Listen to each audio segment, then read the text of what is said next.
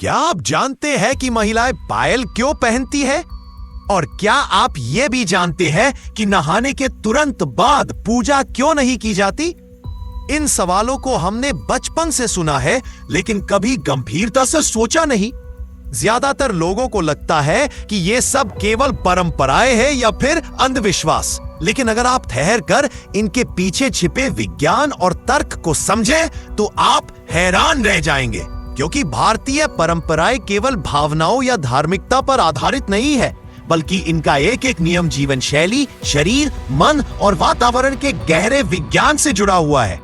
आज हम बात करेंगे ऐसे 8 रिवाजों की जो हमारे पूर्वजों की समझ, प्रकृति से संबंध और स्वास्थ्य के विज्ञान को दर्शाते हैं। और सबसे पहले शुरुआत करते हैं उस परंपरा से जिसे हम केवल एक गहना समझते हैं, पायल पहनना। आपने देखा होगा कि भारतीय महिलाएं पायल पहनती हैं, खास तौर पर चांदी की पायल। लेकिन क्या यह केवल श्रृंगार का हिस्सा है? नहीं। आयुर्वेद कहता है कि पैरों में रक्त प्रवाह को सही रखने और नसों में ऊर्जा बनाए रखने के लिए चांदी की पायल पहनी जाती है। ये पायल हल्का कंपन उत्पन्न करती है, जिससे रक्त संचार बेहतर होता है और थकान जल्दी नहीं होती। साथ ही चांदी के धात्विक गुण शरीर की नकारात्मक ऊर्जा को सोखकर धरती में प्रवाहित करते हैं, जिससे मानसिक संतुलन बना रहता है। यही कारण था कि पहले की महिलाएं लंबे समय तक काम करने के बावजूद भी ऊर्जावान रहती थीं। अब बात करते हैं उस नियम की जो घरों में सुबह नहाने के बाद तुरंत पूजा न करने से जुड़ा है।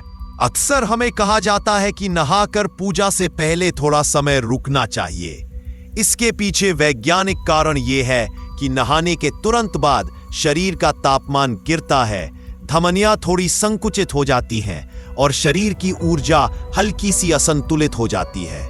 अगर आप उसी समय पूजा करते हैं तो दीपक की अग्नि, धूप या अगरबत्ती का प्रभाव शरीर पर तीव्र पड़ सकता है। इसलिए 10 से 15 मिनट का अंतर जरूरी होता है ताकि शरीर पुनः सामान्य तापमान पर आ जाए और पूजा का मानसिक और ऊर्जा स्तर पर सही असर पड़े। तीसरी परंपरा है सोते समय सिर उत्तर दिशा की ओर नहीं होना चाहिए। ये वास्तुशास्त्र का नहीं, बल्कि भूगोल और शरीर के चुंबकीय क्षेत्र का नियम है। पृथ्वी का मैग्नेटिक फील्ड उत्तर दक्षिण दिशा में होता है और हमारे दिमाग में सटल इलेक्ट्रोमैग्नेटिक इंपल्सेस होते हैं। अगर सिर उत्तर दिशा में रखा जाए तो दोनों मैग्नेटिक फील्ड टकराते हैं, जिससे सिर दर्द, अनिद्रा और रक्त प्रवाह में असंतुलन हो सकता है।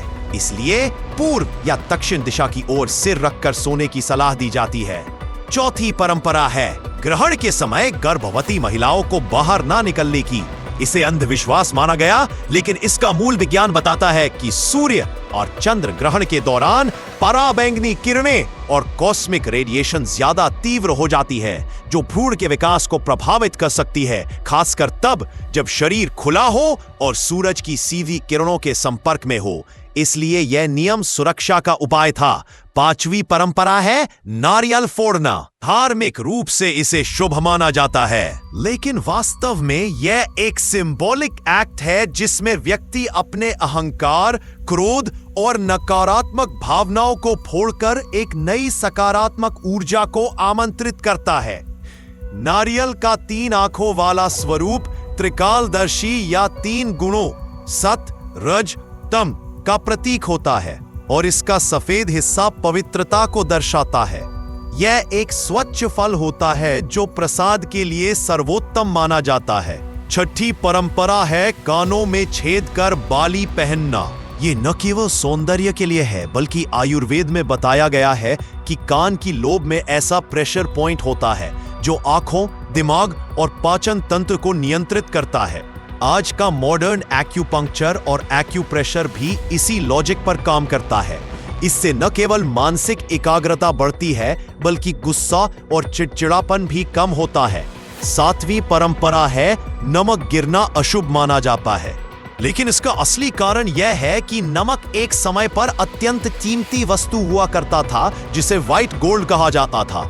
उसका गिरना आर्थिक हानि और भोजन की बर्बादी का संकेत था। इसके अलावा नमक हाइग्रोस्कोपिक होता है, यानी हवा की नमी और वातावरण की ऊर्जा को अपने में खींच लेता है, उसका गिरना घर के ऊर्जा संतुलन को बिगाड़ सकता है। और 8वीं परंपरा है, टूटा शीशा घर में नहीं रखना चाहिए। इसे दुर्भाग्य का संकेत माना जाता है, लेकिन असल में टूटा हुआ शीशा प्रकाश को विकृत कर देता है, जिससे मानसिक भ्रम, नकारात्मक सोच और चोट की संभावना बढ़ जाती है। इसके कोने और टूटे हुए हिस्से न केवल देखने में डरावने होते हैं, बल्कि वास्तुशास्त्र के अनुसार ऊर्जा को भी अव्यवस्थित करते हैं। यही कारण है कि शीशा अगर टूट जाए तो उसे तुरंत हटा देने की सलाह दी जाती है। इन सभी परंपराओं में एक बात समान है, इनमें से कोई भी रीति केवल भावनाओं या डर के कारण नहीं बनाई गई थी। हर एक परंपरा के पीछे प्रकृति, शरीर, मन और समाज के संतुलन को समझने की एक वैज्ञानिक और व्यवहारिक सोच थी, जिसे हमारे पूर्वजों ने अनुभव और ध्यान से अपनाया था। आज जब हम विज्ञान की भाषा बोलते हैं, तब इन रीति रिवाजों को देखकर लगता है कि हमारी परंपराएं किसी प्रयोगशाला से कम नहीं थी। इसलिए अगली बार जब कोई कहे कि ये सब अंधविश्वास है, तो आप गर्व से कह सकते हैं, ये विश्वास है जो विज्ञान से जन्मे हैं।